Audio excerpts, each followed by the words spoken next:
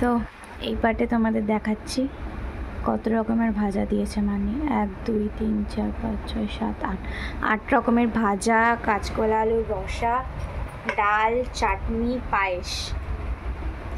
আর এদিকে তো আছেই মালপোয়া, তালের বড়া, নাড়ু, আর এখানে সব ফল 5 রকমের। একদম ডাটো ডাটো নামাতে হবে। চলো দেখে নাও। এখানে গোপুর ভোগ একদম রেডি। আগের ভিডিওতে তোমরা দেখতেই পেয়েছো যে গোপুকে অন্নভোগ দেওয়া হয়নি, আজকে গোপুকে অন্নভোগ দেওয়া হচ্ছে। এই সব কিছু মানি রান্না করেছে। আর এখানে আমাদের ছোট্ট গোপলু বসে আছে, ছোট্ট বড় দুটো গোপলুই বসে আছে।